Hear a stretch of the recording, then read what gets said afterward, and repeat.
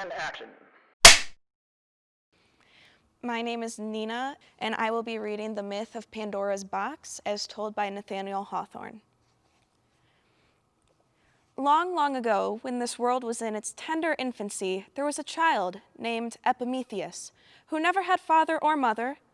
So he wouldn't be lonely, another child was sent from a far country to live with him. Her name was Pandora.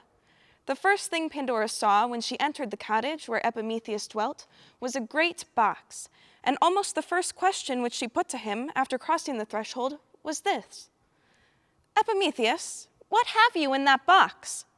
"Pandora, that is a secret, and you must be kind enough not to ask any questions about it. The box was left here to be kept safely, and I do not know what it contains." "But who gave it to you?" asked Pandora, "and where did it come from?" "That is a secret too," replied Epimetheus. "How provoking!" exclaimed Pandora. "I wish the great ugly box were out of the way." "Oh, come, don't think of it anymore. Let us run out of doors and have some nice play with the other children." The world nowadays is very different from what it was in their time. Then everybody was a child. There was no danger or trouble of any kind. Nothing but sports and dances all day. The ugly winged monsters, called troubles, which are now numerous as mosquitoes, had never yet been seen on the earth. The greatest trouble a child experienced was Pandora's fascination with the box. This was only the first shadow of a trouble, but each day it grew larger. "What could be inside of the box?" Pandora continually asked. "As I have already said, I do not know," replied Epimetheus. "You might open it," said Pandora. "At least you can tell me how it came here." "It was just left at the door by a person dressed in an odd cloak and a cap made partially of feathers, so it looked like it had wings," replied Epimetheus. "I know him. It was Quicksilver. He brought me here. No doubt he intended the box for me. It probably has dresses for me, or toys, or food to eat," said Pandora.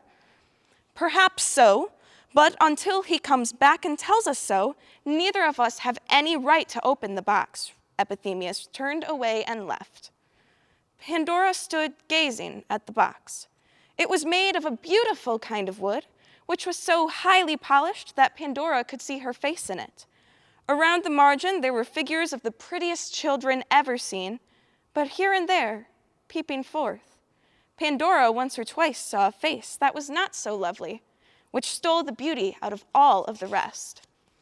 The most beautiful face of all was in the center of the lid, with a garland of flowers above its brow. Had the mouth spoken, it probably would have been something like this: "Do not be afraid, Pandora. What harm can there be in opening the box? Open it and see." The box was fastened by a cleverly twisted knot of gold cord. 2 or 3 times now, she had stopped over the box and taken the knot between her fingers. It might have been better for Pandora if she had a little work to do, but children led such an easy life before the troubles came, they really had too much leisure. Pandora could think of nothing of the box, and was convinced that something very beautiful was inside. Today, her curiosity grew so much greater than it usually was that she approached the box. She was more than half determined to open it if she could. First, she tried to lift it. It was heavy, too heavy for Pandora. She almost thought she heard something in the box. She applied her ear and listened. There did seem to be some kind of murmur within. Or was it the beating of her heart? Her curiosity was stronger than ever. She took the golden knot in her fingers, attempting to undo it. She gave the knot a twist, and the cord untwined itself. She could not tell if it was her imagination, but there was whispers in her ear. "Let us out, Pandora. Let us out. We will be such nice playmates for you. Only let us out."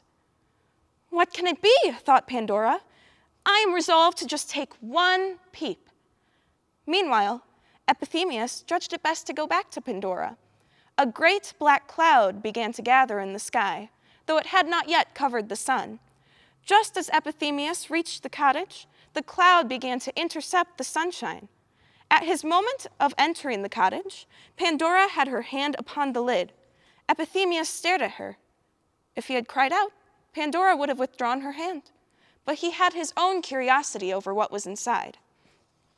After all of his speeches to Pandora, Epithemius turned out to be just as foolish as she.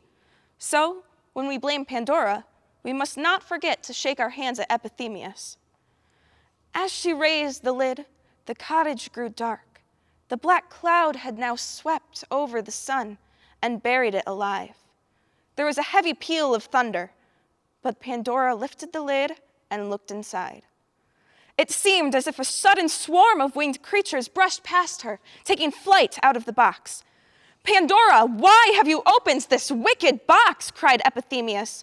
Pandora let the lid fall, and she heard a buzzing, as if many flies or mosquitoes darted about. She saw a crowd of ugly little shapes with bat wings looking angry. Pandora began to scream. They were the family of earthly troubles. Everything that hurts humans had been shut in the box and given to the two of them to keep safe, so the children may never see them. But the troubles flew out, and they tormented the small children. Suddenly, there was a tap on the inside of the lid. "What can that be?" cried Pandora. A sweet voice came from within. "Lift the lid, and you will see." "No, I have had enough of lifting the lid," Pandora answered. "Ah, you better let me out. I am not like the troubles. Let me out." The voice was cheerful, and it made it nearly impossible to refuse the voice. Pandora's heart grew lighter at every word that came from the voice. "Shall I lift the lid again?" asked Pandora. "One other trouble can make no great difference," answered Epithemius. "Lift the lid. I am in a great hurry to comfort you," cried the voice. The children lifted the lid, and out flew a sunny little personage that threw light wherever she went. The bright stranger looked sweetly at them. "I am to be called Hope," said the figure. "I was packed into the box to make amends for the swarm of ugly troubles. Never fear, we shall do pretty well in spite of it all." "Your wings are rainbow-colored," exclaimed Pandora. "I am partly made of tears as well as smiles," said Hope. "Will you stay with us?" asked Epithemius. "As long as you need me, I promise never to desert you. There may come times when you think I have vanished, but again and again and again you will see the glimmer of my wings," answered Hope. "Trust in my promise, for it is true." "We do trust you," exclaimed the children. And so they did, and so has everybody trusted Hope. And to tell you the truth, I cannot help but be glad that Pandora opened the box.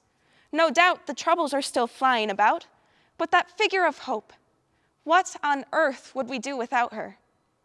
The end.